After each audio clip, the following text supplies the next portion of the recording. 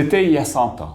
Le 23 mai 1926, le Grand Liban, tout juste âgé de 6 ans, était doté d'une constitution, la première du monde arabe. Du jour au lendemain, il devenait ainsi la République libanaise. Inspiré notamment par Michel Chiha, le théoricien de la formule du vivre ensemble, le texte incarnait une tentative de compromis. D'une part, il s'agissait de préserver les fondements habituels de la démocratie parlementaire et d'autre part, de coller à la réalité libanaise en reconnaissant l'existence et le poids des composantes religieuses du pays. D'où notamment la prééminence accordée au président de la République, censé être un chrétien. Mais en bon démocrate, Chiha, aux côtés de ses collègues, veille à ce que cette prééminence ne devienne pas une dictature personnelle.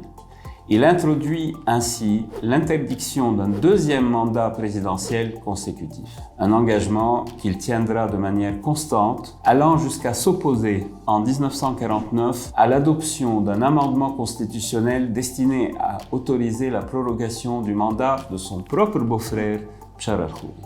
En 1990-91, à la fin de la guerre civile, les députés libanais adoptent la constitution de Taïf. La Deuxième République est née.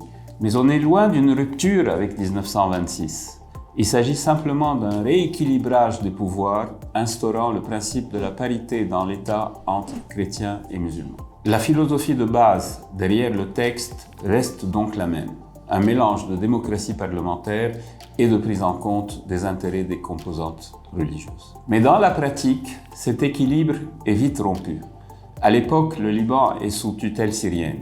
Et quand celle-ci s'achève, en 2005, il vit essentiellement à l'heure de la puissance montante du Hezbollah. Sous les deux régimes, la pratique politique va s'éloigner de l'application des textes au profit de la règle du consensus roi, un système dans lequel chaque groupe peut bloquer tous les autres. Un système qui est en fait plus propice à la perpétuation de l'hégémonie de Damas d'abord, puis à une participation accrue de la communauté chiite aux prises de décision gouvernementales.